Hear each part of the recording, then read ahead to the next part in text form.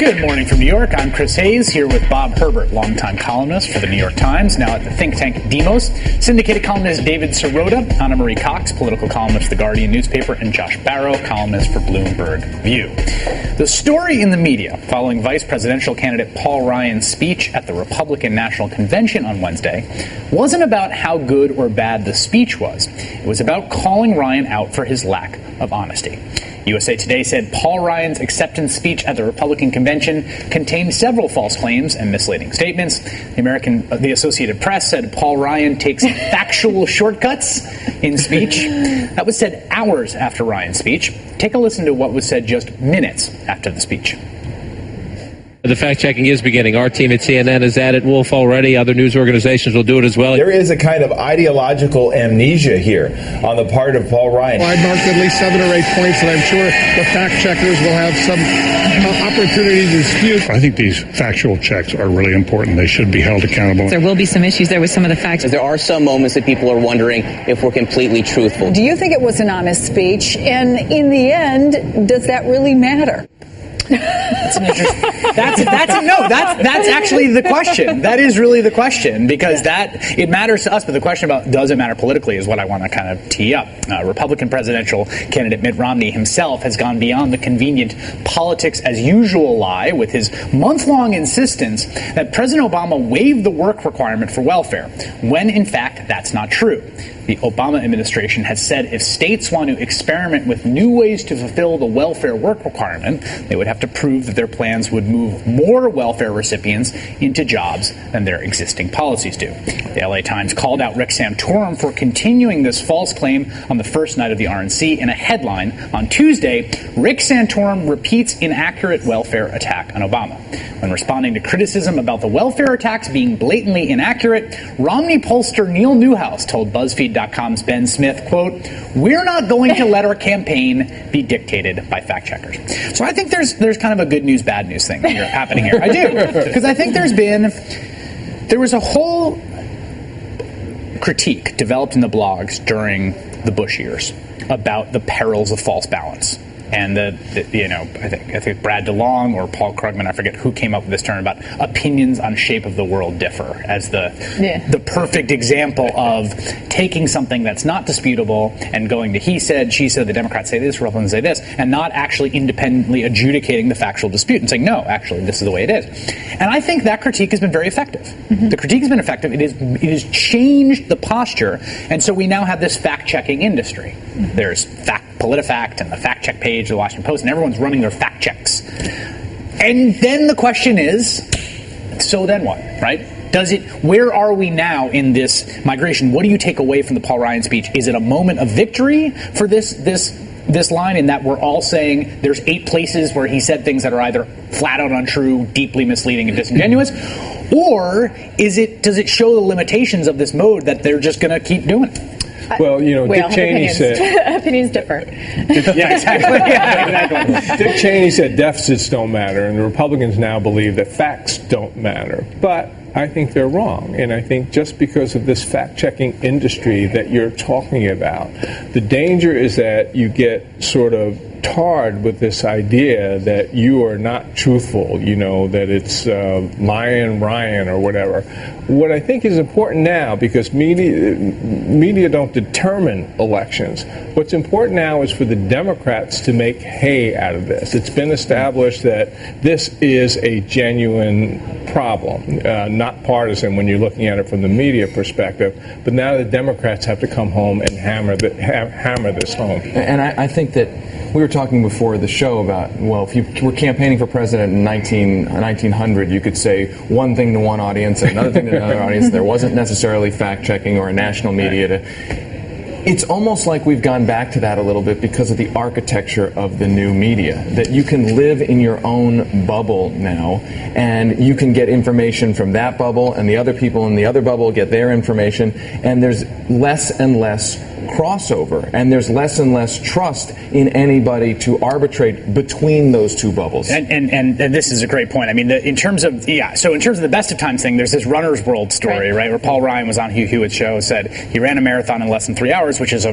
really remarkable time. That makes you essentially an elite runner. You're kind of racing at that point rather than running. And Runner's World, there was like a thread on the internet. Runner's World went back and actually pulled the Boston Marathon records and found that he ran it over four hours. And now Paul Ryan has said, I was wrong about it. And I don't think it matters that much. But to me, what it highlights is that exactly that point. Matters to the person who was in behind it. Yes, exactly. The people who came in front. But no, it highlights this thing. I mean, thinking about, running for president in 1908, you go around to an event and someone says, I own a deli. I'd be like, I used to own a deli. Exactly. Like, my brother was in the war. My brother was in the war. Who's going to fact check you? But then you have this problem, like you say, of the kind of hermetically sealed world. And let me just play this because Chuck Todd made this point when we were talking to him during the live coverage, that's how the Mitt Romney people see it. Like, it doesn't matter because the authority of the people that would adjudicate has dissipated so much. Check it out.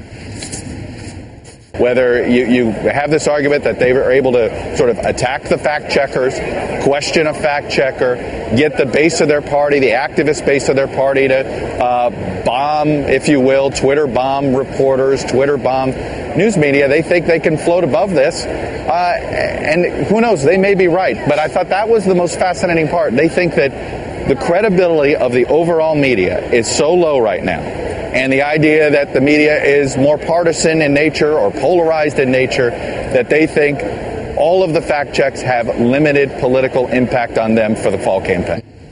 Well, two things. One is that if you tell a big enough lie, like even your own people are going to have trouble defending it. And Chris Wallace on Fox was actually like, there were some questionable things in that speech. Yeah, I mean, the Ryan speech stood out. It was really aggressive. But I totally agree with David's point. I think it's a great point. We do have sort of these parallel worlds where you each get to create their own reality. And let's face it, like MSNBC is part of one world, Fox News is part of another world, and people tend not to watch both. But I think that Runner's World thread is really interesting because there are other kinds of worlds that aren't political necessarily, where people run into each other and talk about things. And I think that's kind of my hope, is that sometimes people who care about a specific kind of issue will look at it, and it won't be just filtered through some kind of... But that's... Okay, you're rolling your eyes at me with like such like, like people, look, people without HD can see it. I want to say, the MSNBC thing about, yes, there's clearly an ideological... Well, I'll speak for myself, right? People know I'm a liberal, right? And I have an ideological perspective. I have a commitment to certain principles. And there's certain biases that come along with that. And am I selective in what I cover? Sure.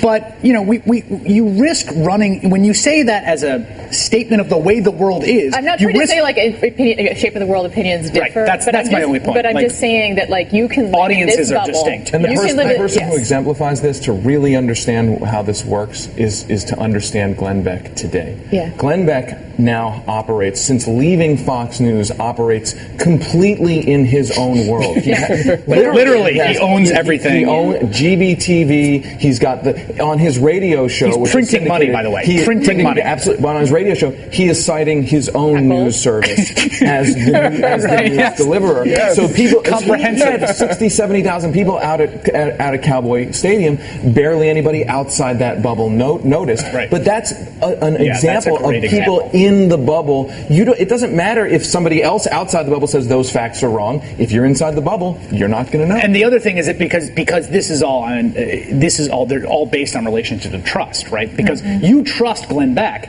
If David Sirota comes to you, I don't trust Glenn. No, I'm saying you, the Glenn Beck listener, trust Glenn Beck, who says the president really is a scheming socialist or whatever. If David Sirota comes, you don't trust David Sirota, That's right. and it's not crazy to go through the world that way. In fact, all of our understandings of the world come from these trust relationships. You have to just trust you have to have some trust for someone. I think what's interesting about the limits of the lie, though, is that you have the Romney campaign is up with this ad based on this false claim about welfare reform, and you had some speakers. Four ads. Yes. And you had Rick Santorum talking about it, and I think they clearly view it as one of their most effective attacks. It was not mentioned at all in either Paul Ryan's speech or Mitt Romney's speech, I think because they knew they would get called out on it. And so I think they want to use it, but that lie is too brazen to directly associate with the candidate. But I want to read Thomas Jefferson on fact checking. Thomas Jefferson pining for a fact checker, and then basically. I want to talk about the problem with fact checkers. I want to hear your thoughts, Bob, right after this. talking about the era of the fact checker. And how it deals with political lies and distortions and manipulations. And Bob, there was something I cut you off. Well, there's still a certain number, and I would think a sizable number, if not a large percentage, of intelligent, persuadable voters out there. And fact checking or truth telling becomes an important issue with these voters. And if among those voters you get the idea, they get the idea that you just cannot be trusted, that cannot be good in a close election. So once again, I think the Republicans are making a mistake there. There's this phrase that David Roberts at Grist has used called post-truth politics. And Jay Rosen, who's a press critic, has written a lot about this and the kind of what you do with it. The distinction isn't, because I want to read this quote from Thomas Jefferson, it's not about lying, right? Lying in politics is as old as politics.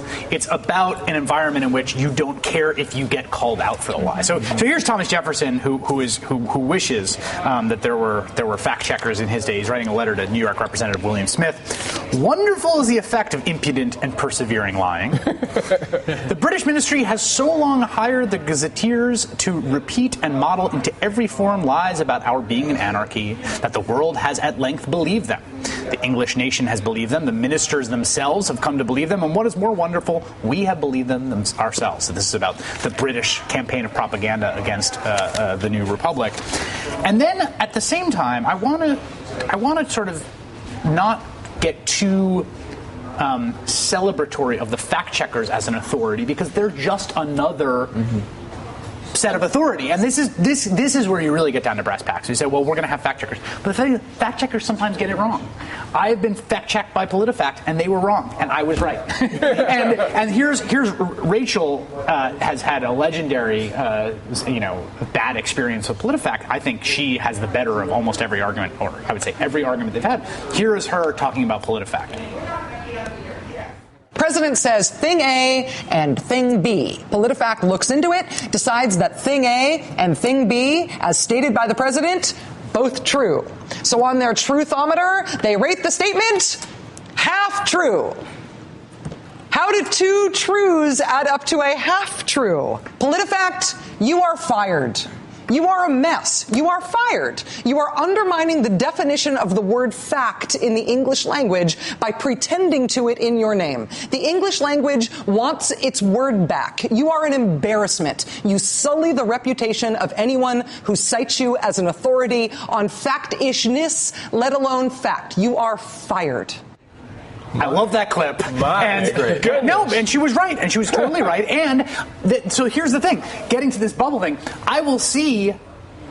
I was once guest hosting for Rachel, and we had Sherrod Brown on, Senator Sherrod Brown, and he said, my opponent's running this ad, and said, and even PolitiFact, independent fact checker, has laid it a lie, and it's like, well, no, I don't trust PolitiFact. This show doesn't trust PolitiFact because it hasn't shown itself to be trustworthy, and we can't have a situation in which we conveniently invoke the independent fact checkers when they support our side, because that undermines the entire idea. But what's the expectation? That's what we really have to ask. What are we wishing for? What's Thomas Jefferson wishing for? He's wishing, I think, for people to care if the facts are wrong. And there were some scientific studies out, I think it was a year ago, where it said that a large swath of voters, especially conservative voters, when they are presented with facts that contradict their ideology, they actually dig in more on their own belief system. And I don't think it's just limited to conservatives. Liberals do this too. Absolutely. Yeah. So, and I learn it every day on talk radio when the callers call up and you put a fact out there and people say, I'm just not going to believe it. And then you start getting into, we're debating whether water's wet and the sky is blue.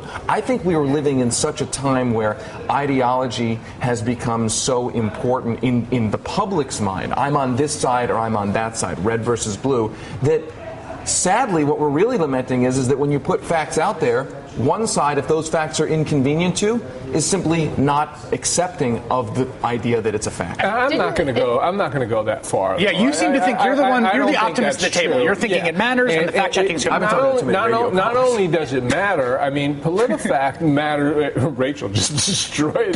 Yeah. But the fact checking world in general, while it's significant, it's not the most important thing. The most important thing is the stuff that we we do. We're journalists, and we get our facts from reporting. And you have to have, certain standards for yourself. And you can understand that there's a lot of, madness going on out there. But as long as you keep focused yourself on getting the message across, the totality will ultimately win out. I believe that. But I also think it's just sort of a sad commentary on journalism that fact-checking has been outsourced. As like this distinct thing. That's a huge journalism and fact-checking. I don't know how they're different. And what's hilarious is to watch. We're the fact-checkers ourselves. It's really interesting to watch, say, Wolf Blitzer talk about, it's this amazing euphemism. He doesn't want to say there were 7 or 8 misleading statements or lies or distortions.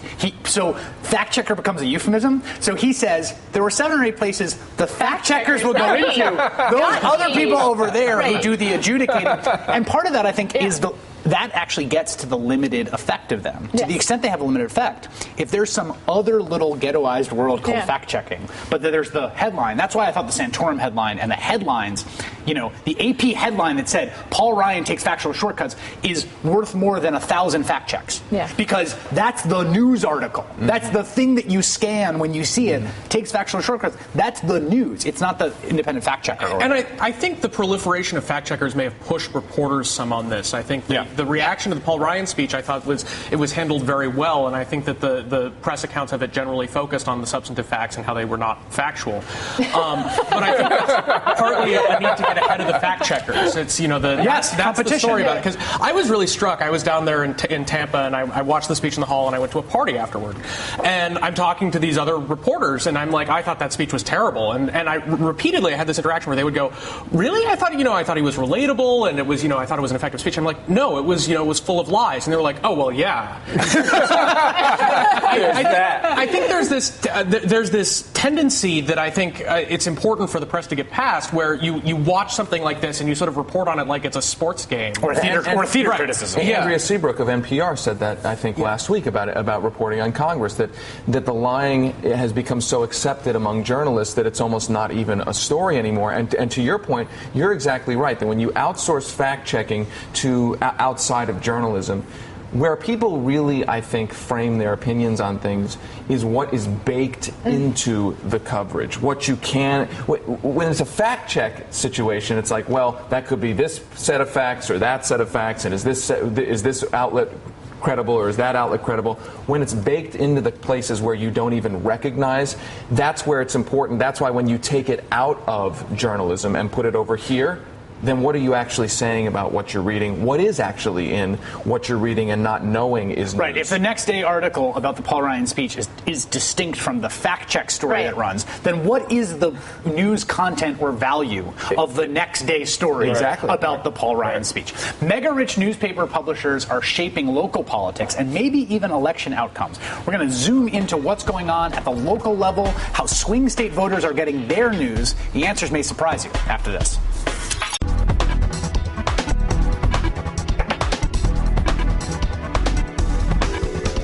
Undergraduate more than one way. As we pay attention to the presidential election, we tend to overlook what's going on at the state and local levels. Campaigns are won and lost in swing states where people still heavily rely on local news outlets for their political coverage. And that can be a problem when more and more local newspapers are being purchased by super rich businessmen with a personal and political agenda. David Sirota has a piece in this month's Harper's which speaks precisely to this issue. He says the irony is that as the newspaper industry is collapsing, leaving many towns with a single newspaper monopoly, the new crop of Citizen Kane-like publishers who own these lonely gazettes have acquired massive amounts of power. Sirota writes, quote, if newspapers are indeed dying stars in the media firmament, many of them have reached the red giant stage. That is, a brief phase just prior to expiration when their reach becomes exponentially larger. Even in their current moribund condition, newspapers in their print and digital formats are still read by about 75% of the adult population. David, I thought the article was fantastic. People should definitely go to newsstands and pick up Harper's. I don't think it's online yet, if I'm not mistaken. There's an abstract. So you're going to have to do the old-fashioned thing. That's right. Pay for the content. It struck me that we do spend, A, how much time we think about national media, B, how overpopulated the national media is compared to the local media, and C, how much the voters who are going to decide the election in the Denver suburbs, for instance, or in the Virginia suburbs, although they have the Washington Post there, are going to be reading local newspapers, and the amount of power the owners have. Why does someone like, say, Dean Singleton, who now runs the Denver Post, why does he have so much power? There's a couple of reasons. One, there's a lack of competition. We're living in a time where most media markets are now one newspaper media markets, and so the owner of the paper that's left standing has a disproportionate amount of power. And it's not just that they have a disproportionate amount of power because they don't have competition.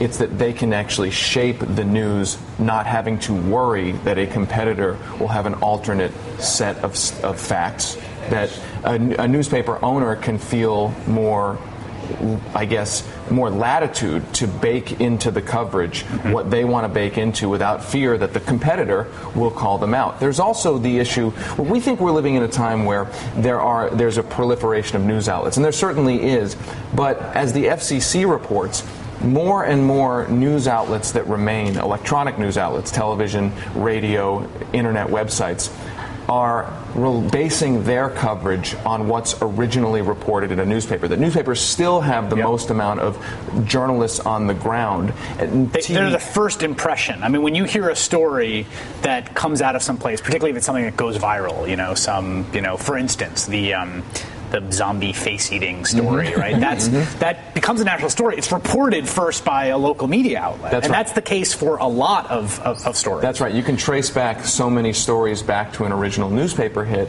And so then it becomes a question of what does the news owner want to put in that coverage? And what, I would argue, the most important point, what are they saying is and is not news? When a newspaper owner says or is known to be connected to a certain political ideology, certain political allies in a given media market, the reporters in the newsroom tend to know, I know what my owner's politics are. I don't want to get crosswise with the owner, knowing that there's also already layoffs in the... Yeah, it's not like if I get fired, I'm going to go work at another newspaper. Exactly. So I'm going to avoid certain stories that may tick off the owner, and I'm going to do stories that may ingratiate your point in the article about sins of omission rather than commission, and how I thought that was fascinating. I mean, there's a few examples you give, but the idea being, let's say there's some politician who the owner is friends with, and there's some scandal brewing about that politician.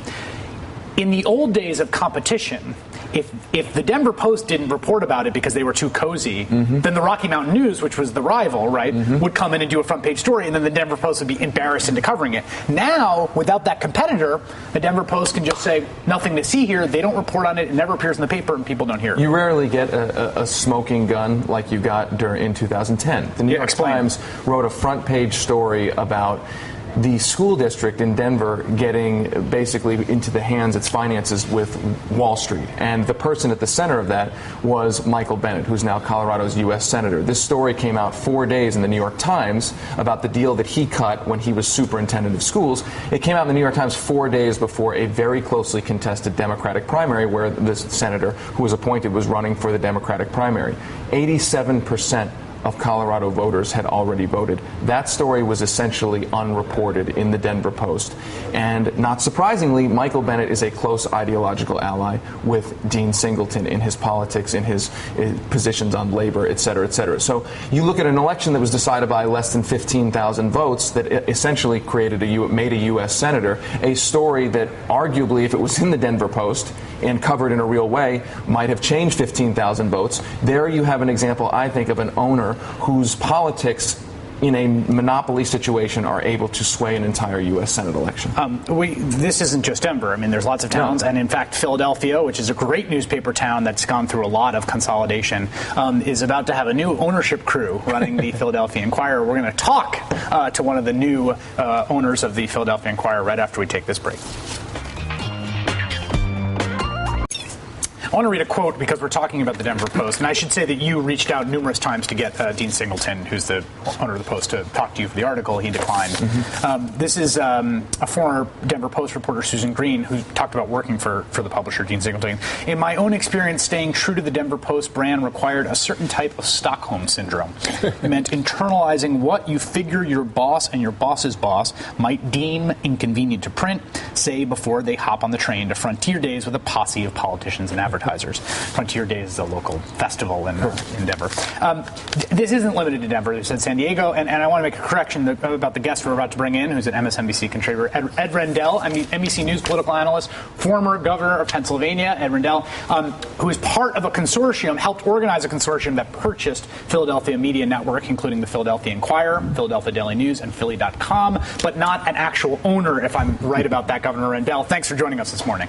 That's correct. Hey, Chris, before I get into that, I just wanted to say I've been listening for the last half hour, and it's been fascinating.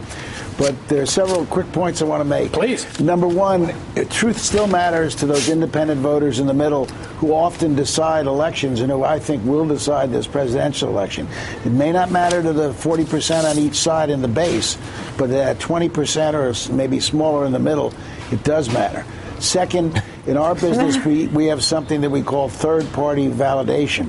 And newspapers still can be great third-party validators. And newspapers generally, I know what you're saying about ideological takeovers, but the Wall Street Journal has called out Republicans on incorrect statements. And when you say the Wall Street Journal, I was at a debate yesterday, and I said the effective corporate tax rate is not 35%, it's 17%. Someone said, yeah, that's wrong. I said it was published by Fortune, a study of the 2,000 biggest corporations. Do you think Fortune is a liberal apologist?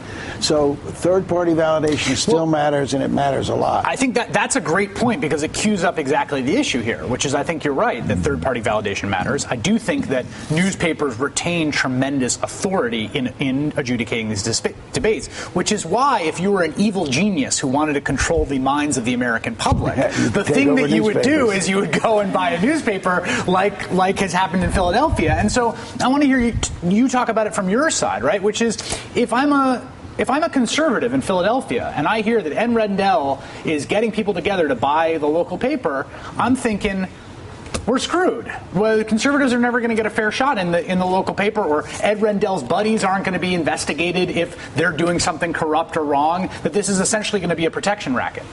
Well, the first thing I did, I was approached by the publisher who was working for the hedge fund owners, and he said, the hedge fund is going to sell. Can you put together a local consortium to keep the paper here? And that's what I did. And I went out and I picked people, by the way, not caring about their specific ideology. And some of the people in there are very conservative, as well as some people who are very liberal. Put it together, local ownership. I turned down a finder's fee, which I think would have been like $1.8 million. My son has never forgiven me for doing that. That's a lot of money. My son has never forgiven me for doing that. And then when the reporters objected to me being part of it, I saw their point because I still intend to be active in politics, so I withdrew. And the new owners signed a hands-off agreement where they pledged to not have any interference in the actual editorial page, nor any interference on stories. And they signed a hands-on agreement, and I think they mean it. And interestingly, since they've taken over, there have been stories that have been critical of the new owners or entities that the new owners own themselves. So I think you can do it right. There was the idiot Ed Rendell turns down $1.8 million finder's fee on the front page of the paper. Autumn Marie Cox. Well, I was going to say, I think obviously the third-party, validation is very important, and that is the purpose that we serve. But that, to say that you picked people who are from both sides of the ideological spectrum, that doesn't really get to what the problem is, which is actually like business interests transcend party lines. Local business interests especially transcend party lines. Local connections are more important than any kind of party affiliation, and that's where monopoly ownership of a newspaper gets into trouble. And then I have to say, like, if you swear up and down not to interfere with the newsroom, that's well and good, but the kind of problem that, again, David's story reports out isn't that you're interfering actively with assigning stories, it's that people know. People know. Right. That depends on the good faith of the reporters and the ability of the reporters to test that standalone agreement. But my question to you would be, Governor, is how can how can the owners of the Inquirer, how can they actually reassure those reporters at a time when there are going to be future layoffs, at a time where a reporter may say, well, I'm glad I've got these reassurances, but I know that there may be another round of layoffs, and if I've stuck my head up and published something that I know the owner doesn't want to own, how does the owner reassure that reporter? I think this ownership group did it by hiring Bill Marimo as the editor of the paper. And all those reporters know Bill Marimo and know Bill Marimo would not be influenced and would get his back up at even the hint of influence by the new ownership group. So I think that matters, who your editor is. If your editor is an independent newspaper person, that matters. But look, think about the alternative. What's the alternative here? How are newspapers going to survive? My belief is the only way newspapers are going to survive is the way sports teams used to be owned by rich, well-meaning people who were willing to lose money on an enterprise because they thought it was important or fun or entertaining or whatever. What's the alternative? Well, The Guardian is actually a pretty interesting alternative. Yeah, who owns The Guardian? No, well, it's a trust. It's a foundation. I mean, it doesn't really. It's not for profit. How many of those are going to be around? Well, The Guardian has been around for a while and does some of the best journalism but how in the many world. of those are going to be around in a country our size? Well, that's a question. I think that's actually an open question. What about these guys that you want to buy papers? Why don't they set up foundations to run papers? I also think one of the solutions might be smaller newspapers, smaller publications where we don't have one dominant news organization in a given city, where we actually go back to a time of kind of the penny press. I think that's possible. But I would just ask you, I would just challenge you a little bit. Since we've had that? Well, it's been a long time, but I would ask you, if you were running again for an office in Pennsylvania and your political opponents owned the biggest newspaper in the state, what would you be saying on this program? Well, look, we had that situation in Pennsylvania. Mr. Scaife owns the Pittsburgh Tribune Review, and if I was able to eliminate cancer for Pennsylvanians, the Tribune Review would have a headline saying, Rendell fails to cure heart disease. I mean, that's a fact of life, and you live with it. And by the way, most people understand that about the Tribune. Right. Most people but that was a competitive situation. I mean, there's two newspapers in Pittsburgh, and there was now that I think is the key point here, is that because we should make clear, newspaper owners have always used, particularly in the editorial page. There's a great line from Chicago columnist John Cass, who's actually doesn't share my politics, but I was at an event in Chicago once, and he said of newspaper owners, no one ever bought a bicycle they didn't want to ride. And that is very true. More on this issue in the future newspapers right after we take a break. We're talking about newspapers, and newspapers are the tentpole of local communities in a lot of ways, but particularly news gathering. I mean, local news stations tend to use the local newspaper, then websites use the local newspaper. So if you control the local newspaper, and there's only one local newspaper, you have a lot of power over what happens. David Sirota has an article in Harper's about what that means for our politics.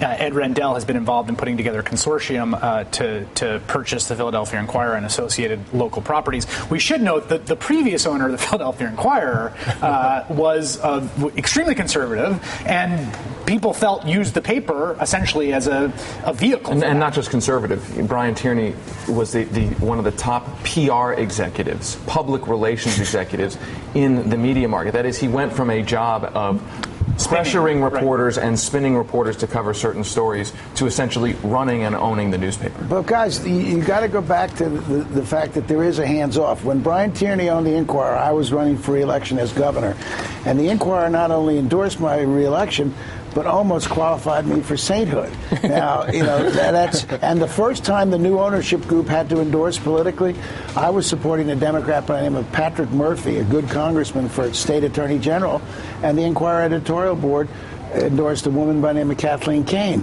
She won the state, although I won the media market. But the point is, there's still integrity. Chris, I have heard you call out our side. How many Democrats, myself included, get in trouble when we criticize something that the Obama campaign has done, like the over-the-top ads? There are still people in this country who are going to call it like they see it.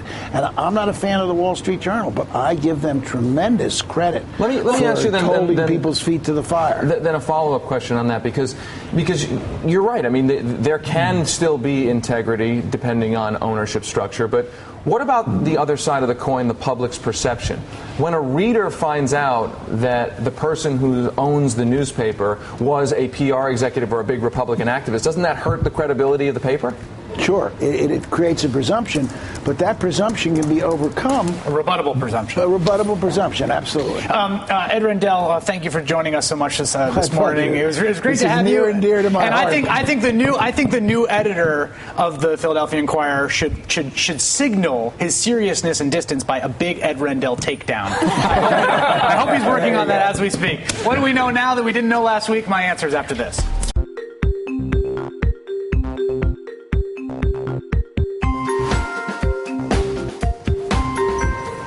So what do we know now we didn't know last week? We now know that while Hurricane Isaac was hammering the Gulf Coast, Mitt Romney was on a 150-foot yacht for an event with his $1 million plus bundlers. ABC News reports that the yacht, owned by Gary Morris, a developer behind the retirement community The Villages, was flying the Cayman Islands flag. So now we know that yacht is registered in the Cayman Islands, the notorious tax haven. And we know that Morris, who was previously a bundler for George W. Bush and John McCain, has given $450,000 to the pro-Romney super PAC Restore Our Future. When a candidate is not transparent about the wealth he keeps in the Cayman Islands, we know we shouldn't expect him to be transparent about the wealthy he meets with on Cayman yachts. We now know that Senator Lindsey Graham, Republican from South Carolina, actually told the Washington Post this about the Republican Party this week. Quote, "The demographics race, we're losing badly. We're not generating enough angry white guys to stay in business for the long term." We know that exit polls from 2008 showed that 90% of GOP voters are white, but that this country is getting less white, according to projected census data. We also know that in a recent NBC Wall Street Journal poll, Romney got 0% support from black voters. And in case you've been thinking that the people in the seats and on the floor of this convention look pretty homogenous, now we know that only 2% of convention delegates were black. And finally, we now know that even federal judges think Republican officials are discriminating against minorities and the disenfranchised when it comes from their right to vote. Texas will appeal two rulings that came down this week. On Tuesday, a federal district court said that when the state of Texas drew up proposed new electoral maps, that redistricting had been, quote, enacted with discriminatory purpose.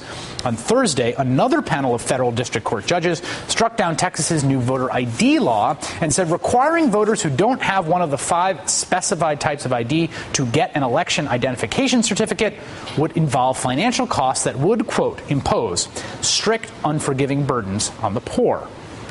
On Tuesday, a federal judge struck down new restrictions on voter registration in Florida, clearing the way for voter registration efforts by the League of Women Voters and Rock the Vote, a group that focuses on signing up young voters. And yesterday in Ohio, a federal judge blocked a new Republican law that would allow early voting for only some Ohio citizens, those in the military and those living abroad. The judge found the law unconstitutionally valued some votes above others. We know the political incentives for voter disenfranchisement have proven irresistible for elected Republicans, so we now know the only hope of justice and access between now and Election Day lies with the courts. I want to find out what my guests now know that they didn't know when the week began, and I will begin with you, Mr. Bob Herbert. Well, if you're giving the speech of your life, don't invite a mega Hollywood star like Clint Eastwood to come in who will just stomp all over your appearance. We didn't talk much about the Clint Eastwood thing. Here's the person. Saying that, and yet I know. Like you want to. Here's the story I want: the person who went and bought the chair. Like that's the key. That's the deep throat of this operation. There's a Really? line. Yeah, there's a bit in the New York Times. Yeah, it's that basically right before he went on stage, he went to some backstage low-level staffer there was like, "I'd like a stool," and the guy was like, "I thought he wanted to sit." Yeah. And so we brought it up. There we go. Yeah. Mystery solved. That's not that interesting. I thought there was just an amazing story. But David Sirota, what do you know now? We've been talking about the media and resources, lack of resources for reporting on real news. We know that roughly 15,000 journalists went to the Republican convention and are going to go to the Democratic convention. Jeff Jarvis, the professor from City University of New York, has estimated that somewhere between $50 million and $60 million of journalism resources went into covering what is essentially a scripted infomercial at a Except time. for Clint Eastwood. Except for Clint Eastwood. Except at a time when those news organizations plead poverty in justifying not covering real news actually happening in communities throughout the country. This is, I think, the biggest problem right now with the media is the overpopulation of the national beat, particularly the national political debate. And that's a demand side issue, right? Because that's where there's a lot of readers in that, and that's where that's partly what readership wants and pays for. I mean, pays for in the sense. But it's also cheap and requires less expertise. Right. Yes. So there's this real imbalance between the beat. You see national political outlets expanding all the time. The layoffs are happening about the people covering Baltimore city politics. Anna Marie Cox. Well, I'm going to miss Ron Paul, missing from the national stage for a lot of reasons, but one of them is we're not going to talk about the drug war anymore, probably. And it's one of the many policies that Mitt Romney has failed to give us any information about. And so we can look at who's advising him on this and who in his close circle talks about it. And one of his biggest donors, and one would presume sort of kitchen cabinet advisors, is a man named Mel Sembler, who founded a string of teen hard, tough love rehabs, which were closed down after there were allegations of torture, abuse, and rape. He and his wife still are active in the anti-medical marijuana programs and just trying to, in basically any kind of decriminalization of any drug. And so that's the kind of policy that we would kind of get. That's a good bit of information that I did not know. Thank you for that, Josh Barro. Well, and now I know, because I was one of those 15,000 reporters down in Tampa for the Republican convention. I now know what a gay bar at the Republican convention looks like. Go Proud, the gay Republican group, had HomoCon 2012. Yes, actually, I've never seen so many straight men in a gay bar, and they're all dressed like Alex B. Keaton, so it's very difficult to tell who's actually gay in this setting. But it was in many ways like any gay bar. There was a lot of Rihanna on the soundtrack, and there were go-go boys Talk That dancing. Talk is so good. Continue. But what identified it as a Republican gay bar was the go-go dancers were wearing T-shirts and long pants, which is it's like if Phyllis Schlafly had a gay bar, this is what she would dress the dancers in. That is a great bit of color. That would be the opening. In the Josh Barro magazine piece about the RNC, the opening scene is the go-go dancers in T-shirts and long pants. All right. That's awesome. My thanks to Bob Herbert from the Demos think tank, David Sirota from Salon.com, Anna Marie Cox from the Guardian newspaper, and Josh Barro from Bloomberg View. Thanks for getting up. It's a great conversation. Thank you for joining us today for Up. Join us tomorrow, Sunday morning at 8, when I'll have a special panel of Democratic congressional candidates in close House and Senate races, including the man running against Paul Ryan in Wisconsin. Coming up next is Melissa Harris Perry on today's MHP. Melissa's retort to the RNC, all the highlights of the bold, the brazen, and the simply bizarre. Did the GOP make any headway closing the gender gap? And a 101 on how a dog whistle really works. That's Melissa Harris Perry coming up next. I want to check that out. We'll see you right here tomorrow at 8. Thanks for getting up.